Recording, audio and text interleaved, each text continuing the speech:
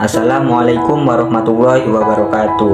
Perkenalkan, nama saya Muhammad Alfani dengan NIM 070205210050, kelas E3 Prodi Ilmu Hadis UIN Sunan Ampel, Surabaya.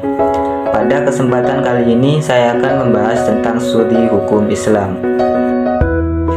Di video kali ini saya akan membahas 7 topik pembahasan. Yang pertama, pengertian fikih, usul fikih, dan kaidah fikih. Yang kedua, proses pembentukan kaidah fikih. Yang ketiga, perbedaan dan persamaan syariah dengan fikih. Yang keempat, ruang lingkup ilmu fikih dalam Islam. Yang kelima, sejarah kelahiran ilmu fikih. Yang keenam, tokoh fikih. Dan yang terakhir, konsep ijtihad dan perkembangannya. Langsung saja. 1. Pengertian fikih, usul fikih, dan kaidah fikih. Pengertian fikih. Fikih adalah pengetahuan tentang hukum Islam. Seluruh gerak-gerik dan tindak tanduk orang mukallaf terpantau dan disorot oleh fikih. Dengan demikian, fikih merupakan panduan praktis tentang tata cara dan perilaku sehari-hari seorang muslim dalam berinteraksi secara vertikal atau berhubungan dengan Tuhan, yang dikenal dengan ibadah, atau interaksi horizontal, berhubungan dengan sesama muslim, alam, dan lingkungan, yang disebut dengan muamalah dalam arti yang luas. Secara istilah, fikih adalah pengetahuan tentang hukum-hukum syar'i yang bersifat praktis yang diperoleh melalui proses istinbat atau menggali dan menelaah dari dalil-dalil syar'i. Ungkapan yang sangat populer dalam pembahasan fikih, nahwu nahkumu bidawahir. Kita memutuskan dan menghukumi secara luar saja apa yang tampak, sehingga fokus sorotan fikih atau objek kajiannya adalah perbuatan orang mukallaf. Oleh karena itu, yang dihukumi oleh fikih harus berbentuk perbuatan, bukan persoalan keyakinan yang menjadi garapan tauhid, atau soal rasa, zauq, yang digarap oleh ilmu tasawuf. Pengertian usul fikih.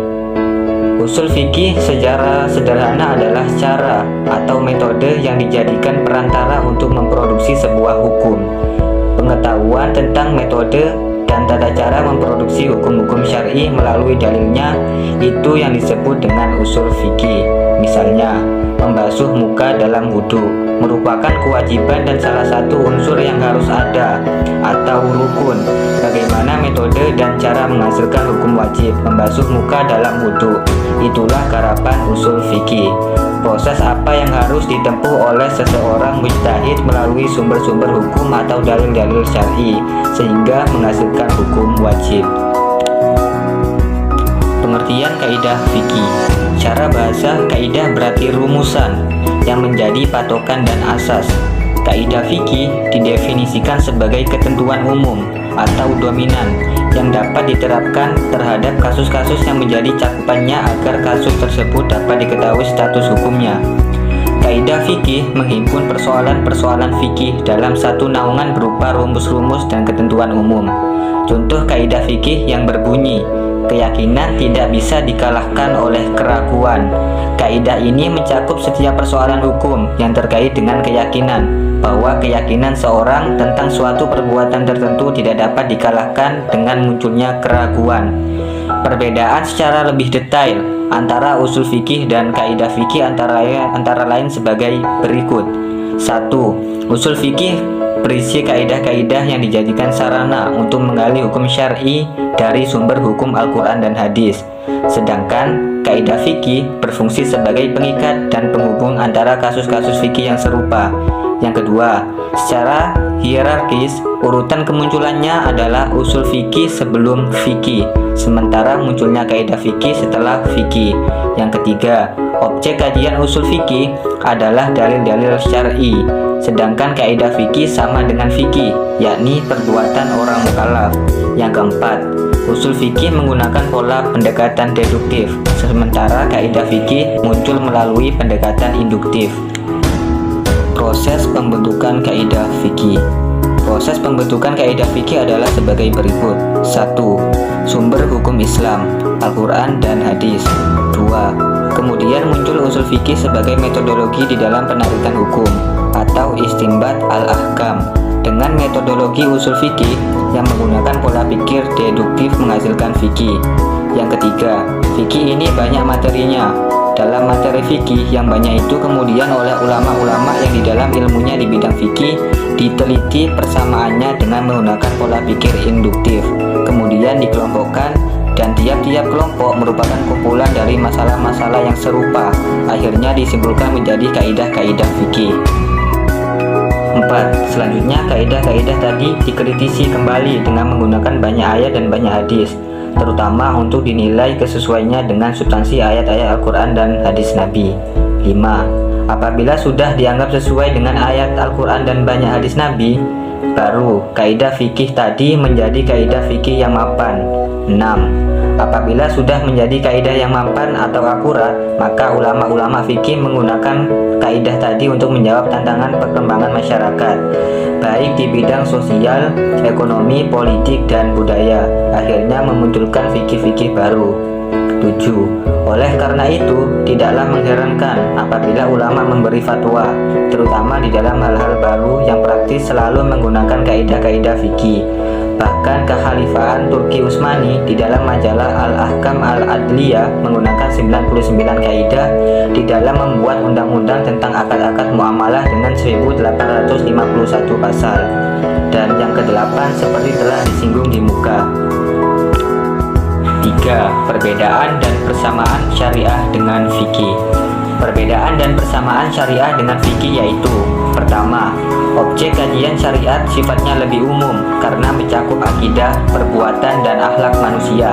Sedangkan fikih hanya berlaku pada amaliyah perbuatan manusia, tidak membahas persoalan akidah dan akhlak. Kedua, bahwa sifat keniscayaan hanya berlaku pada syariat karena memang hakikat syariat ialah taken for granted atau diterima begitu saja sesuai dengan apa yang dijelaskan oleh Allah. Sedangkan fikih tidak memiliki keniscayaan semacam itu karena merupakan produk dari ijtihad masing-masing mujtahid. Perbedaan pendapat sudah tentu pasti ada dalam memutuskan sebuah hukum dalam fikih, dan Rasulullah tidak mempermasalahkan hal tersebut karena ia menganggap keduanya sebagai sesuatu yang bisa membuahkan pahala. Sebagaimana hadis yang dikutip oleh beliau Imam Al-Bukhari dalam Sahihul Bukhari, Beirut Darul Fikir 2000 juz 9 halaman 108, nomor hadis 7352. Idza hakamal hakimu fajtahada summa asaba falahu ajrun wa idza hakama fajtahada summa ahta'a falahu ajr. Yang artinya, apabila seorang hakim menghukumi kemudian ia berijtihad dan benar, maka baginya 2 pahala. Apabila dia menghukumi kemudian berijtihad dan salah, maka baginya 1 pahala. Dengan begitu jelas bahwa sifat fanatisme terhadap sebuah pendapat fikih adalah sikap yang keliru. Yang ketiga, syariat bersifat menyeluruh. Artinya, syariat berlaku bagi manusia siapapun, dimanapun, dan kapanpun. Sedangkan fikih tidak demikian. Bisa kita ambil contoh sederhana antara syariah dan fikih. Kewajiban sholat itu merupakan syariah. Siapapun, dimanapun, dan kapanpun seorang wajib melaksanakan sholat. Tapi untuk persoalan apa baju yang dipakai saat sholat, apa saja bacaannya, dan lain-lain, hal itu merupakan bahasan fikih yang tentu saja ada berbagai macam beda pendapat. 4. Ruang lingkup ilmu fikih dalam Islam. Ruang lingkup yang terdapat pada ilmu fikih adalah semua hukum yang berbentuk amaliyah untuk diamalkan oleh setiap mukallaf atau orang yang sudah dibebani atau diberi tanggung jawab melaksanakan ajaran syariah Islam dengan tanda-tanda seperti balik, berakal, sadar, sudah masuk Islam. Hukum yang diatur dalam fikih Islam itu terdiri dari hukum wajib, sunnah, mubah, makruh, dan haram. Di samping itu ada pula dalam bentuk yang lain seperti sah, batal, benar, salah, dan sebagainya. Objek pembicaraan ilmu fikih adalah hukum yang bertalian dengan perbuatan orang-orang mukallaf, yakni orang yang telah akil, baligh, dan mempunyai hak dan kewajiban. Adapun ruang lingkupnya seperti telah disebutkan di muka meliputi: pertama, hukum yang bertalian dengan hubungan manusia dengan kholiknya atau Allah Subhanahu wa Ta'ala. Hukum-hukum itu bertalian dengan hukum-hukum ibadah. Kedua, hukum-hukum yang bertalian dengan muamalat, yaitu hukum-hukum hukum yang mengatur hubungan manusia dengan sesama baik pribadi maupun kelompok dalam segi transaksi finansial. Ketiga, hukum-hukum munakaha atau pernikahan. Ini sering juga disebut dengan hukum-hukum keluargaan atau al-ahwal asyasiyah. Hukum ini mengatur manusia dalam keluarga baik dari awal pembentukannya sampai pada akhirnya. Dan yang keempat, hukum jinayah atau hukum perdata, yaitu hukum yang mengikat manusia dengan kehidupan sehari-hari dalam berbangsa dan bernegara. Keempat hukum inilah yang dibicarakan dalam kitab-kitab fikih dan terus berkembang hingga saat ini. 5. Sejarah kelahiran ilmu fikih. Di sini terbagi atas 3 periode, yaitu pada masa Nabi Muhammad SAW, masa para sahabat, dan masa para tabi'in. Fikih pada masa Nabi. Pada masa Rasulullah masih hidup, yang bertindak sebagai pemutus perkara dan pelerai pertikaian dalam masyarakat adalah beliau sendiri. Keputusan beliau didasarkan atas wahyu atau sunnah, termasuk musyawarah dengan para sahabat.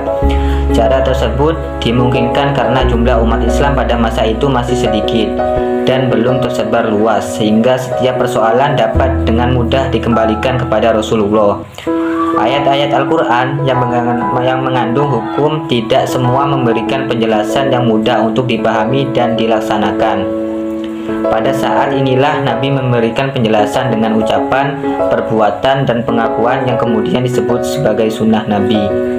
Pemikiran dan ijtihad Nabi inilah yang disebut fikih atau fikih sunnah, meskipun ada sebagian ulama yang membantahnya karena mereka beranggapan semua yang muncul dari Nabi adalah wahyu. Fikih pada masa sahabat.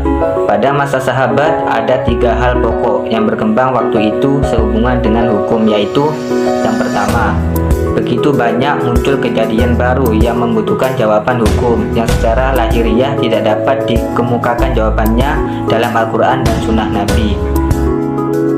Yang kedua, timbul masalah-masalah lahir, yaitu ketentuan hukumnya dalam Al-Quran dan Sunnah Nabi. Namun, ketentuan ini dalam keadaan tertentu sulit untuk diterapkan dan menghendaki pemahaman baru agar relevan dengan perkembangan dan persoalan yang dihadapi. Yang ketiga, dalam Al-Quran dikemukakan penjelasan terhadap suatu kejadian secara jelas dan terpisah. Bila hal tersebut berlaku dalam kejadian tertentu, para sahabat menemukan kesulitan dalam menerapkan dalil-dalil yang ada. Ketiga masalah di atas memerlukan pemikiran mendalam atau nalar dari para ahli yang disebut ijtihad.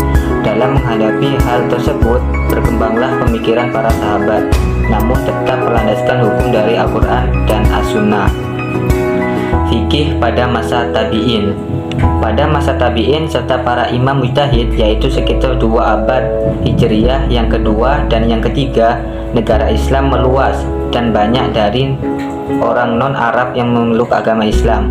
Kaum muslimin dihadapkan pada berbagai kejadian baru, berbagai kesulitan, berbagai macam-macam pengkajian, aneka ragam teori, dan gerakan pembangunan fisik dan intelektualitas yang membawa para mujtahid untuk memperluas dalam ijtihad dan pembentukan hukum Islam terhadap banyak kasus dan membukakan pintu pengkajian dan analisis kepada mereka, sehingga semakin luas pula lapangan pembentukan hukum fikih.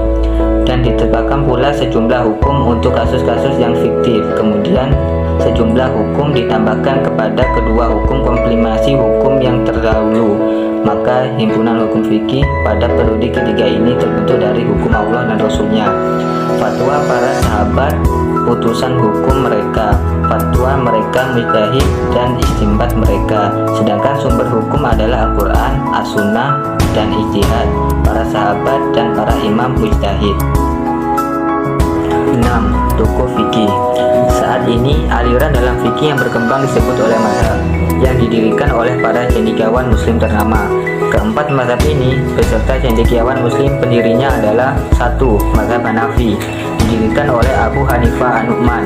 Mazhab ini kebanyakan diikuti oleh muslim di Suriah, Asia Tengah, Afghanistan, Pakistan, India, Bangladesh, sebagian besar Mesir, Irak, Turki, Balkan, dan oleh sebagian besar muslim Rusia. Komunitas dan gerakan di mazhab ini misalnya adalah gerakan Barelvis dan Deobandi yang terdapat di India dan Pakistan. Yang kedua, mazhab Maliki, didirikan oleh Malik ibn Anas. Mazhab ini kebanyakan diikuti oleh Muslim di Afrika Utara, Afrika Barat, Uni Emirat Arab, Kuwait, di beberapa bagian Arab Saudi, dan di Mesir Hulu. Gerakan Sufi Murabitun di Afrika merupakan salah satu contoh pengikut mazhab ini. Pada masa lalu, itu juga diikuti di beberapa bagian Eropa di bawah pemerintah Islam, terutama Spanyol dan Sisilia. Dan yang ketiga, mazhab Syafi'i, didirikan oleh Muhammad ibn Idris Asy-Syafi'i. Mazhab ini kebanyakan diikuti oleh Muslim di Arab Saudi, Mesir Timur, Indonesia, Malaysia, Yordania, Palestina, Filipina, Singapura, Somalia, Thailand, Yaman, dan Kurdistan. Mazhab ini adalah mazhab resmi yang diikuti oleh pemerintah Brunei dan Malaysia. Dan yang keempat adalah mazhab Hambali, didirikan oleh Ahmad ibn Hambal. Mazhab kebanyakan ini diikuti oleh Muslim di Qatar, sebagian besar Arab Saudi, dan komunitas minoritas di Suriah dan Irak. Mayoritas gerakan Salafi atau seperti gerakan Wahabi mengikuti mazhab ini. 7. Konsep ijtihad dan perkembangannya. Telah kita ketahui bahwa ijtihad telah berkembang sejak zaman Rasulullah SAW. Sepanjang fikih mengandung pengertian tentang hukum syara yang berkaitan dengan perbuatan mukallaf, maka ijtihad akan terus berkembang. Perkembangan itu berkaitan dengan perbuatan manusia yang selalu berubah-ubah, baik bentuk maupun macamnya. Dalam hubungan inilah Asy-Syahrastani mengatakan bahwa kejadian-kejadian itu dan kasus-kasus dalam peribadatan dan muamalah termasuk yang tidak dapat dihitung. Secara pasti diketahui bahwa tidak setiap kasus terdapat nasnya. Apabila nasnya sudah berakhir, sedangkan kejadian-kejadian berlangsung terus-menerus tanpa terbatas, dan tatkala sesuatu terbatas tidak dapat mungkin mengikuti sesuatu yang terbatas, maka qiyas wajib dipakai sehingga setiap kasus ada ijtihad mengenainya. Dalam masalah fikih, ijtihad bi'ar-ra'yu telah ada sejak zaman Rasulullah SAW. Umar bin Khattab sering menggunakan ijtihad ini apabila ia tidak menemukan ketentuan hukum dalam Al-Quran dan hadis. Demikian pula para sahabat lainnya dan para tabi'in, sehingga pada perkembangannya selanjutnya muncul dua golongan yang dikenal dengan golongan ahlu ar-ra'yu sebagai bandingan golongan ahli hadis. Umar sendiri dipandang sebagai pemuka ahlu ar-ra'yu. Demikianlah penggunaan ra'yu terus berlangsung secara alami. Pada zaman Imam Syafi'i, cara penggunaan ra'yu itu disistematikan sehingga ada kerangka acuan yang jelas, seperti apa yang dikenal dengan metode al-qiyas atau analogi. Imam Syafi'i yang mula-mula meletakkan persyaratan qiyas yang valid, sehingga qiyas itu dapat dijadikan alat penggalian hukum yang sahih. Setelah Rasulullah SAW wafat dan meninggalkan risalah Islamiyah yang sempurna, kewajiban berdakwah berpindah pada sahabat. Mereka melaksanakan kewajiban itu dengan memperluas wilayah kekuasaan Islam dengan berbagai peperangan. Mereka berhasil menaklukkan Persia, Syam, Mesir, dan Afrika Utara. Akibat perluasan wilayah tersebut terjadilah akulturasi bangsa dan kebudayaan, sehingga muncul berbagai masalah baru yang memerlukan pemecahan. Keadaan seperti ini mendorong pemuka sahabat untuk berijtihad. Upaya pemecahan hukum tertentu terhadap masalah-masalah baru itu dilakukan pemuka sahabat dengan berbagai tahapan. Pertama-tama, mereka berusaha mencari hukum itu dari Al-Quran, dan apabila hukum itu telah ditemukannya, maka berpegang teguh pada hukum tersebut, walaupun sebelumnya mereka berbeda pendapat. Selanjutnya, apabila masalah itu tidak ditemukan dalam Al-Quran, mereka mencarinya dalam hadis dengan cara menggali hadis dan menanyakan hadis yang berkenaan dengan masalah yang tengah dihadapinya kepada para sahabat. Apabila masalah itu tidak ditemukan dalam hadis tersebut, mereka baru melakukan ijtihad. Ijtihad pada masa Khalifah Umar bin Khattab. Berijtihad dapat diamati dari dua sudut, diantaranya dari pesan-pesannya kepada para hakim yang diangkat dan ditugaskannya di berbagai daerah, baik secara lisan maupun tulisan, dari langkah-langkah atau kebijaksanaannya dalam menetapkan dan menerapkan suatu hukum terhadap masalah-masalah yang pernah disentuh oleh ijtihad Umar bin Khattab dan latar belakang pemikirannya. Masalah al-mu'allafah qulubuhum, yaitu orang-orang yang dikehendaki dijinakkan hatinya agar masuk Islam, agar tetap dalam Islam, agar jangan berbuat aniaya terhadap Islam, atau agar dapat memberi pertolongan dalam turut mengalahkan musuh-musuh Islam. Latar belakang pemikirannya diberikan bagian harta zakat kepada mereka, karena mereka diharapkan agar mereka berubah dan masuk Islam, juga untuk menolak kemungkinan datang kejahatan dari mereka. Kemudian, masalah tanah rampasan perang.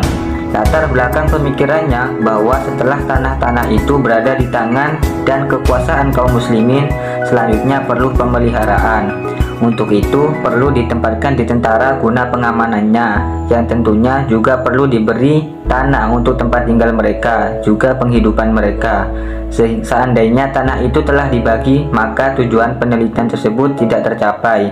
Apabila tanah-tanah itu dibagikan kepada para tentara yang berperang, maka dikhawatirkan akan dapat menimbulkan peperangan di kalangan kaum muslimin.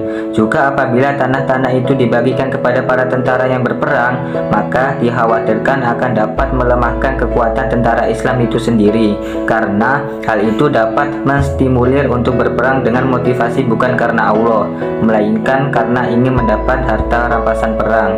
Demikian hasil pembahasan saya tentang studi hukum Islam. Mohon maaf jika ada kesalahan. Sekian, wassalamualaikum warahmatullahi wabarakatuh.